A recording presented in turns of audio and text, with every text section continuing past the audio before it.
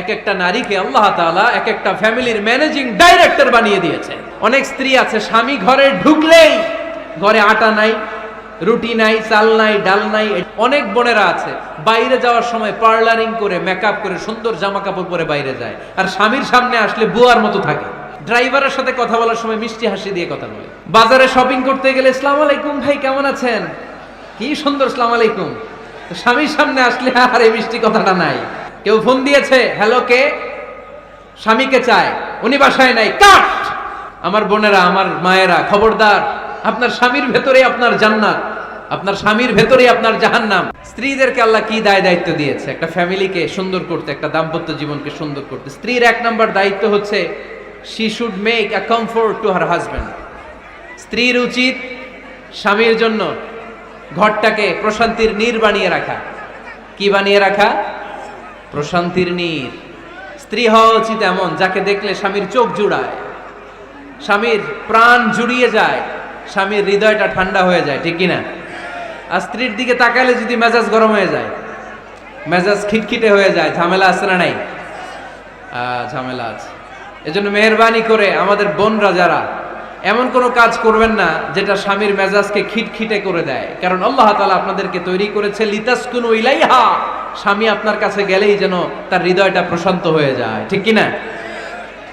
অনেক স্ত্রী আছে না জেনে না বুঝে স্বামীর সাথে এমন খিটখিটে মেজাজ দেখায় যেটা স্বামীর জন্য মেনে নেওয়া কষ্টকর।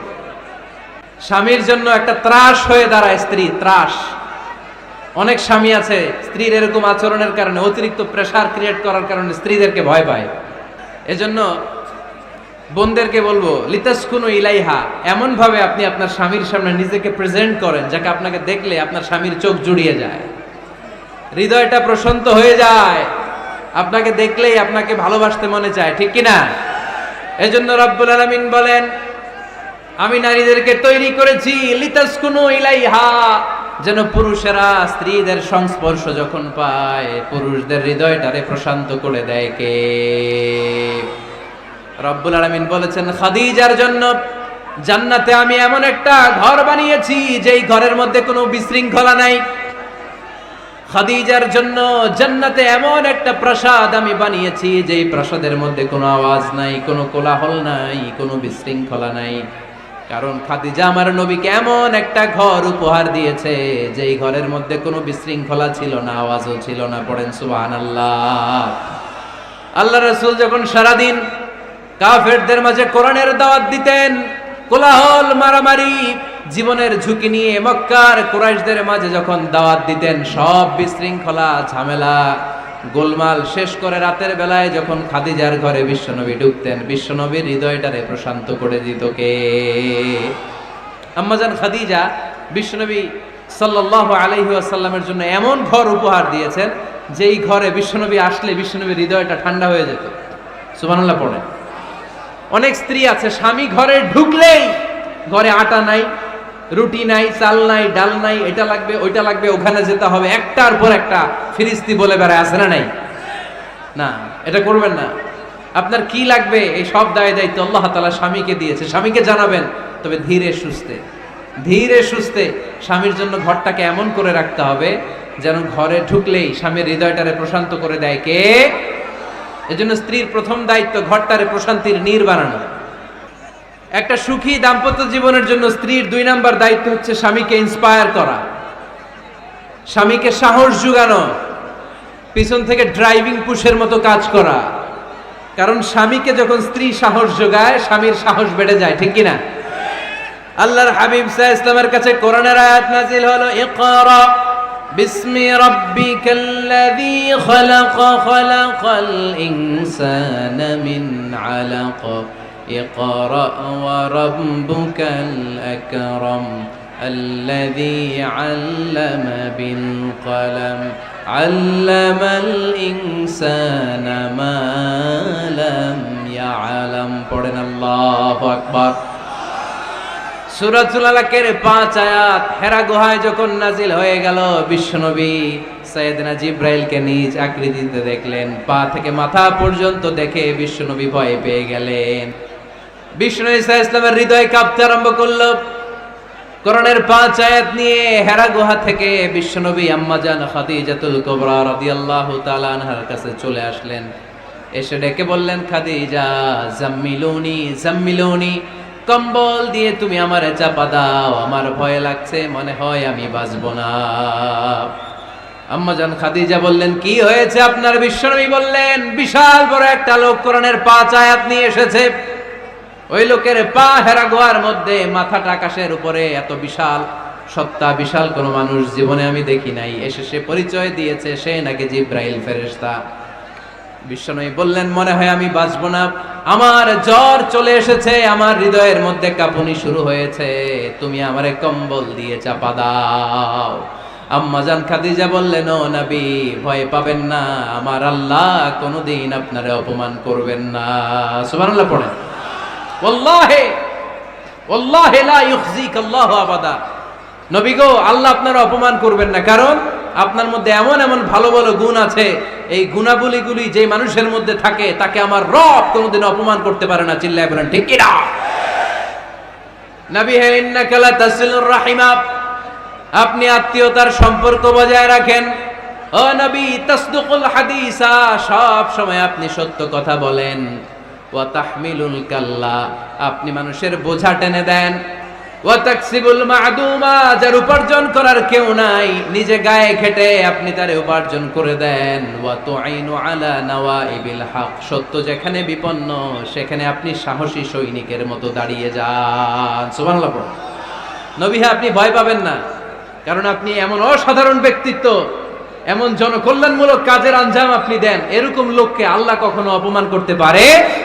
আপনি চালিয়ে যান, আপনাকে থামানোর মতো অপশক্তি গোটা বিশ্বে দ্বিতীয়টা নাই। চিল্লায় বলেন ঠিক কি না? বিশ্বনবীকে সাহস জুগিয়েছেন, এরকম সাহস জোগানোর মতো স্ত্রী আমাদের দরকার আছে না নাই?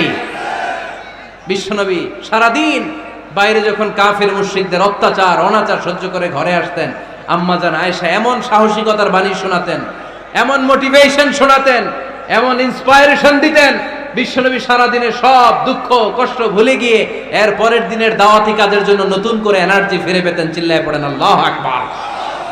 এজন্য স্ত্রীর 2 নাম্বার কাজ হচ্ছে স্বামীকে সাহস যোগানো। 2 নাম্বার কাজ কি? স্বামীকে সাহস যোগানো, স্বামীকে সাপোর্ট দেয়া। স্ত্রীর 3 নাম্বার কাজ হচ্ছে স্বামীর ডাকে সাড়া দেয়া। কি দেয়া? স্বামী যদি স্ত্রীর সঙ্গ পেতে চায়, স্ত্রীর ওই ডাকে সাড়া দিতে হবে। রাতের বেলা স্বামী যদি স্ত্রীর সঙ্গ চায়, আর স্ত্রী যদি সঙ্গ না দিয়ে চলে যায়, ফজর পর্যন্ত স্ত্রীর উপর আল্লাহর ফেরেশতারা লানত দিতে থাকে। চিল্লায় পড়েন নাউযু বিল্লাহ। তবে হ্যাঁ, ভ্যালিড যদি কোনো কজ থাকে, ভ্যালিড কজ, অসুস্থতা, অন্যান্য কমপ্লেক্সিটি যদি থাকে সেটা ভিন্ন ব্যাপার। কিন্তু ইগোর কারণে, ইগো, মেজাজ দেখিয়ে, রাগ দেখিয়ে কোনো বোন যদি স্বামীর আহ্বানে সাড়া না দিয়ে মুখ ফিরিয়ে চলে যায়, ফজর পর্যন্ত আল্লাহর ফেরেশতারা ওই মহিলার উপর লানত দিতে থাকে। আওয়াজ করে পড়তে হবে নাউযু বিল্লাহ। আবার বিশ্বনবী বলেছেন, খবরদার, রমজান ছাড়া কোন নফল রোজা কোন স্ত্রী যদি রাখতে চায়, নফল রোজা রাখার আগে স্বামীর কাছ থেকে যেন সে অনুমতি নিয়ে নেয়। নফল রোজা, আওয়াজ করে বলেন কি রোজা? ফরজ রোজা না। দিনের বেলা যেহেতু রোজা রাখতে হয়, কোন নারী, কোন যুবতী নারী, বয়স্ক নারীদের কথা ভিন্ন, কোন যুবতী নারী যদি নফল রোজা রাখতে চায়, সে তার স্বামীর পারমিশন নেবে। কারণ হয়তো স্বামী দিনের বেলা স্ত্রীর সঙ্গ চেতে পারে, ঠিক কিনা? এজন্য স্বামীর কাছ থেকে পারমিশনের দরকার আছে না নাই? দাম্পত্য জীবনকে সুখময় করতে হলে একজন স্ত্রীর 4 নম্বর দায়িত্ব হচ্ছে নিজের সতীত্বের হেফাজত করা। 5 নম্বর দায়িত্ব হচ্ছে স্বামীর সম্পদের হেফাজত করা। সাইয়েদনা আবু সুফিয়ান রাদিয়াল্লাহু তাআলা আনহু ছিলেন খুব কৃপণ মানুষ, বিষ্ণু ঈসা ইসলামের শ্বশুর। সেই বুখারীতে এসেছে, ওনার স্ত্রী এসে আল্লাহ রাসূল সাল্লাল্লাহু আলাইহি ওয়াসাল্লামের কাছে বলেন, ইয়া রাসূলুল্লাহ, ইন্না আবা সুফিয়ান রাজুলুন শাহী। হে আল্লাহর রাসূল, আবু সুফিয়ান খুব কৃপণ মানুষ, আমার আর আমার সন্তানদের খরচের জন্য যে টাকা পয়সা লাগে আমার স্বামী দেয় না। এখন আমার স্বামীর অনুমতি ছাড়া সিন্দুক থেকে টাকা নেয় আমার জন্য জায়েজ কিনা? আল্লাহর হাবিব বললেন, হ্যাঁ, স্বামী যদি কৃপণ হয় তাহলে ফ্যামিলির খরচের জন্য যতটুকু দরকার অতটুকু নিতে পারবা, ওইটারে ক্ষমা করে দিবে কে? আমাদের অনেকের মধ্যে অনেক কৃপণ লোক আছে না নাই? এই কৃপণ লোক যদি থাকে, আপনার অনুমতি ছাড়াও ভাবি আপনার পকেট থেকে টাকা নিতে পারবে। কৃপণ যারা তাদের পারমিশন ছাড়া পকেট থেকে আলমারি থেকে টাকা নিয়ে যতটুকু দরকার ফ্যামিলির ততটুকু খরচ করা যাবে, অতিরিক্ত খরচ করা যাবে না। 6 নাম্বার দায়িত্ব হচ্ছে ছেলে মেয়েদেরকে দেখাশোনা করা, ছেলে মেয়েদেরকে বুকের দুধ খাওয়ানো। অনেক মা আছে ছেলে মেয়েদেরকে বুকের দুধ খাওয়াতে চায় না, আছে না নাই? হ্যাঁ, ডানু খাওয়ায়, ডানু। আর কি খাওয়ায়? হ্যাঁ, মিল্ক ভিটা আর নিডো, নেসলে, সেরেলাক আর হ্যাঁ বায়োমিল। মাশাআল্লাহ, অনেক নাম জানেন তো আপনারা। মেডিকেয়ার। তো এই বুকের দুধ খাওয়াতে চায় না অনেক মায়েরা। আপনার বুকের দুধের মধ্যে বাচ্চাদের জন্য আল্লাহ রাব্বুল আলামিন ন্যাচারাল ভ্যাকসিন দিয়ে দিয়েছেন। চিল্লায় পড়েন সুবহানাল্লাহ। ন্যাচারাল, প্রাকৃতিক টিকা। বাচ্চার জীবনের প্রথম টিকাটা, সন্তানের জীবনের নবজাতক শিশুর প্রথম টিকাটা আল্লাহ তাআলা মায়ের বুকের শাল দুধের ভেতরে দিয়ে দিয়েছেন। সুবহানাল্লাহ পড়ে। টিকাগুলো তো বাজার থেকে কিনতে হয়, প্রথম টিকাটা আল্লাহ ফ্রি দিয়ে দিয়েছে। সুবহানাল্লাহ পড়বেন না? এজন্য রাব্বুল আলামিন বলেন, ওয়াল ওয়ালিদাতু ইউরদি'না আওলাদাহুন্না হাওলাইনি কামিলাইনি লিমান আরাদা আন ইউতিম্মার রাদা'a। দুনিয়ার প্রতিটা মায়ের উচিত টানা 2 বছর তাদের সন্তান সন্ততিদেরকে দুধ খাওয়ানো। কয় বছর? আওয়াজ করে বলতে হবে, কয় বছর? মায়ের বুকের দুধ যে ছেলেগুলো খায় না, এদের ব্রেনের গ্রোথ হয় না। এগুলো হয় বলদা নাম্বার 1। কি হয়? বলদা নাম্বার 1। ফার্মের মুরগির মতো এগুলা।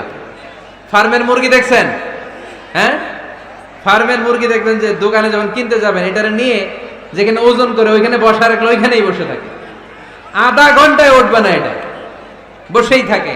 আর গ্রামের মুরগি দেখছেন, দেশি মুরগি, ধরতে পারবেন এটারে? খবর আছে, ঘাম ছুটায় ছাড়বে।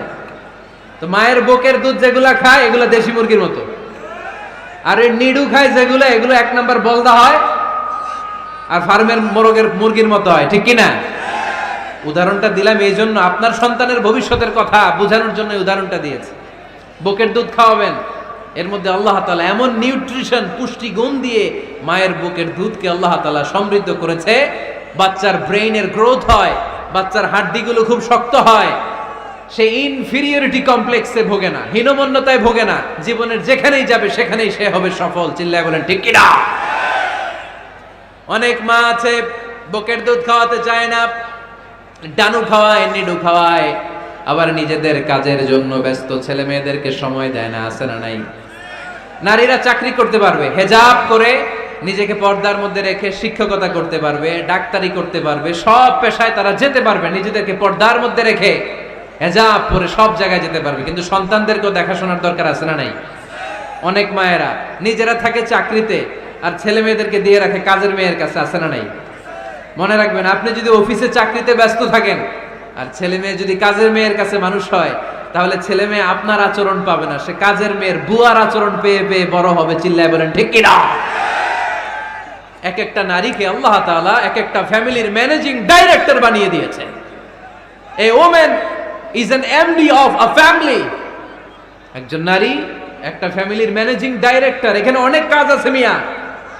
এখানে তার ফুড ম্যানেজমেন্ট এনশিওর করতে হয়, এখানে অনেক ডিপ্লোমেসি জানা লাগে। একজন নারীকে ফ্যামিলিতে টিকে থাকতে হলে কূটনীতি লাগে, শাশুড়ির সাথে বউয়ের ঝগড়া আছে না নাই, এটা ম্যানেজ করতে হয়।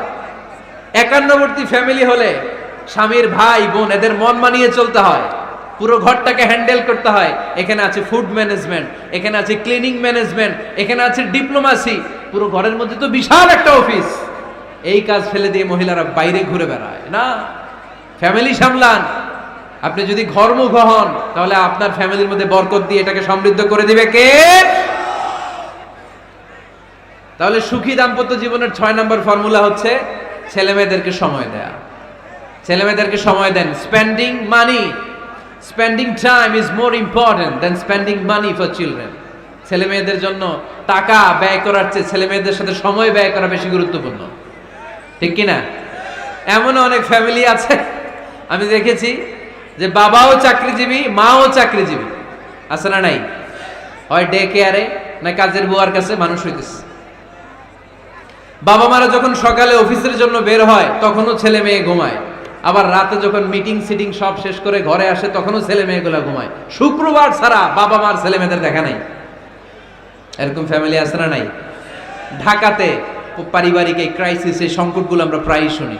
আল্লাহ তুমি আমাদের ফ্যামিলিগুলোর বরকতময় করো, আমাদের ফ্যামিলিতে যেন আমরা জান্নাতি ইমেজ উপভোগ করতে পারি, তুমি তৌফিক দান করো। আওয়াজ করে পড়বো আমিন। 7 নাম্বার দায়িত্ব, বিশ্বনবী বলেছেন খবরদার, স্বামী পছন্দ করে না এমন কোন লোককে স্ত্রী যেন ঘরে অ্যালাউ না করে। স্বামী পছন্দ করে না এমন কোন লোককে আপনার স্ত্রী ঘরে অ্যালাউ করতে পারবে? আমার বোনেরা খবরদার, আপনার স্বামীর পারমিশন ছাড়া, আপনার স্বামী পছন্দ করে না এরকম কোন লোককে আপনার ঘরে আপনি অ্যালাউ করতে পারবেন না। 8 নাম্বার, স্বামীকে আর্থিকভাবে সহযোগিতা করা। যদি স্ত্রী ধনী হয়, আমরা সব এক করে ফেলছি, আসলে ইসলামের দৃষ্টিতে স্বামীর ব্যালেন্স আলাদা, স্ত্রীর ব্যালেন্স আলাদা। স্বামীর যাকাত আলাদা, স্ত্রীর যাকাত আলাদা, ঠিক কি না? স্ত্রী ধনী হতে পারে, স্ত্রীর আলাদা সম্পদ থাকতে পারে। যদি স্ত্রীর সম্পদ থাকে, স্ত্রীর উচিত তার সম্পদ দিয়ে তার স্বামীকে এস্টাবলিশ হতে, স্বাবলম্বী হতে সহায়তা করা। যদিও এটা আল্লাহ তাআলা আবশ্যক করে দেন নাই, কারণ আর্থিক ফিনান্সিয়াল সব কাজগুলোকে স্বামীর উপরে ফরজ করেছে কে? ফিনান্সিয়ালি 1 টাকা খরচ করা, 1 টাকার দায়ভার নেওয়া কোন স্ত্রীর উপরে আল্লাহ আবশ্যক করে নাই। তারপরেও স্ত্রী যদি ধনী হয়, স্ত্রীর যদি জায়গা জমি থাকে, সম্পদ থাকে, তাহলে স্ত্রীর উচিত তার স্বামীকে স্বাবলম্বী হতে সহযোগিতা করা, ঠিক কিনা? আমরা মডেল হিসেবে আম্মাজান খাদিজা রাদিয়াল্লাহু তাআলা আনহার জীবনের দিকে যদি তাকাই, তাহলে দেখব উনি অনেক মহিয়সী গরিয়সী একজন ব্যবসায়ী নারী ছিলেন। আম্মাজান খাদিজা রাদিয়াল্লাহু তাআলা আনহা ওনার ব্যবসায় স্টাফ হয়ে বিশ্বনবী ওনার সাথে পরিচিত হলেন। বিশ্বনবীর আমানতদারিতায় মুগ্ধ হয়ে আম্মাজান খাদিজা বিশ্বনবীর বিয়ের প্রস্তাব দিলেন। আম্মাজান খাদিজা রাদিয়াল্লাহু তাআলা আনহার সাথে বিশ্বনবীর যখন বিয়ে হয়ে যায়, বিয়ের পরে আম্মাজান খাদিজা বলেন, ও বিশ্বনবী, আমার যত সম্পদ আছে, আমার ব্যবসায়ের যত মালামাল আছে, যত সম্পদ আছে, সব আমি আপনার পায়ের সামনে এনে রেখে দিলাম। আপনি দিয়ে দিলাম, সব সম্পদ আপনারে আমি দিয়ে দিলাম। আপনি ইচ্ছে মতো মানুষকে দান করতে পারেন, খরচ করতে পারেন, দাওয়াতি কাজে, মুসলিমদেরকে আজাদ করার কাজে আপনি ব্যয় করতে পারেন। আওয়াজ করে পড়েন আল্লাহু আকবার।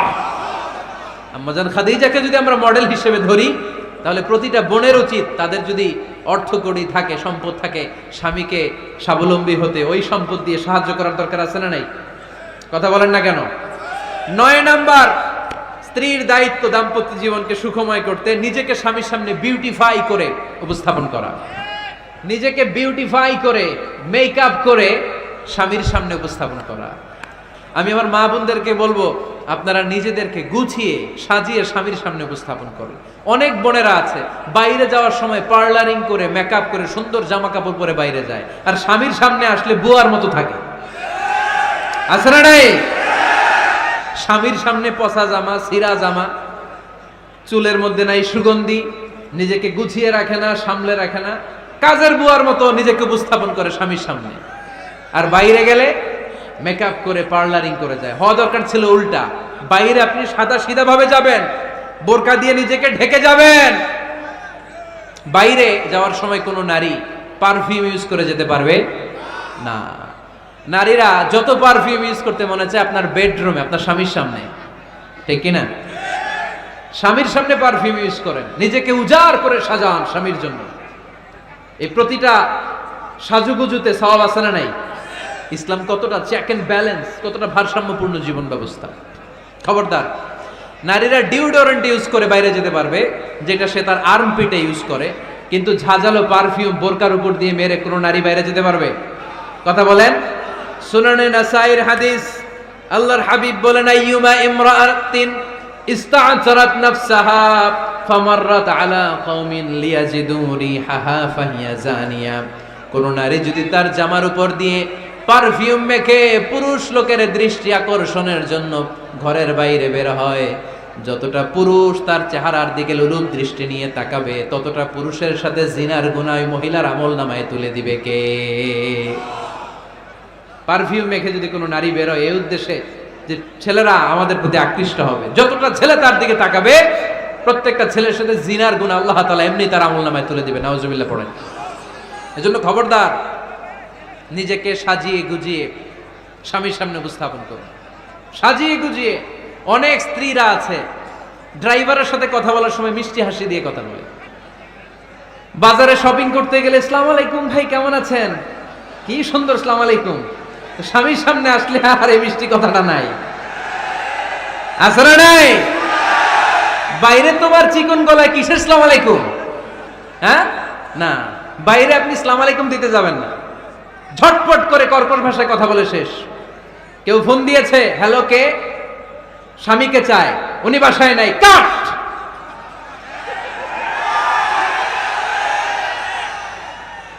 কারে চান, আপনার হাজবেন্ডের, নাই, কাট, শেষ করে দিবেন। মিষ্টি মিষ্টি আসসালামু আলাইকুম আসসালামু আলাইকুম বলা যাবে নাকি? খবরদার, খবরদার। বাজার করতে গেলে কি মিষ্টি হাসি, দোকানে গেলে কি মিষ্টি আলাপ, ড্রাইভারের সাথে কি সুন্দর কথা, সিএনজি ওয়ালার সাথে কি সুন্দর আলাপ, আর ঘরে আসলে এই চেহারাটারে এরকম করে রাখে, আছে না নাই? ঘরে আসলেই স্বামীর সাথে খিটখিটে মেজাজ, না বোনেরা, উল্টো করে ফেলছেন আপনি। বরং স্বামী ছাড়া অন্যদের সাথে কথা শর্টকাটে সারবেন, যাতে কোনো ফিতনা চলে না আসে। চিল্লায় বলেন ঠিক কিনা? আর নিজেকে স্বামীর জন্য উজাড় করে সাজান, পার্লারিং করেন, বিউটিফিকেশন করেন, মেকআপ করেন, বেডরুমে পারফিউম মাখেন, নিজেকে উজাড় করে স্বামীর জন্য সাজান। সওয়াব দিয়ে আপনার আমল নামাটারে পূর্ণ করে দিবে কে? বিশ্বনবী যখন সফরে যেতেন, সফর থেকে ফিরে আসার সময় ডিরেক্টলি স্ত্রীর ঘরে যেতেন না।